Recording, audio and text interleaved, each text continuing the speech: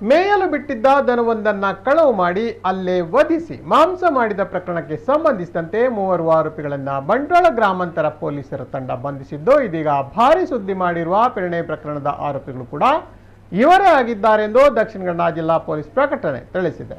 ಉಳ್ಳಾಲ ಚೆಂಬುಗುಡ್ಡೆ ನಿವಾಸಿ ಇರ್ಷಾದ್, ಮಂಗಳೂರು ಕುದ್ರೋಳಿ ನಿವಾಸಿ ಮೊಹಮ್ಮದ್ ಮನ್ಸೂರ್ ಮತ್ತು ಮಂಗಳೂರು ಕಣ್ಣೂರು ನಿವಾಸಿ ಅಬ್ದುಲ್ ಅಜೀಂ ಬಂಧಿತ ಆರೋಪಿಗಳು.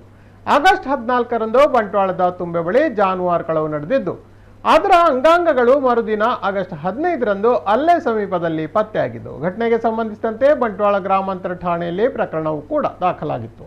ಈ ಬಗ್ಗೆ ತನಿಖೆ ನಡೆಸಿದ ಪೊಲೀಸರು ಸೆಪ್ಟೆಂಬರ್ 5ರಂದು ಮೂವರು ಆರೋಪಿಗಳನ್ನು ಬಂಧಿಸಿ ವಿಚಾರಣೆ ವೇಳೆ ಸೆಪ್ಟೆಂಬರ್ 4ರಂದು ಉಪ್ಪಿನಂಗಡಿ ಪೊಲೀಸ್ ಠಾಣೆಯಲ್ಲಿ ದಾಖಲಾಗಿದ್ದ ಪ್ರಕರಣದಲ್ಲೂ ಇದೇ ಆರೋಪಿಗಳು ಶಾಮೀಲಾಗಿರುವುದು ತಿಳಿದು ಬಂದಿದೆ.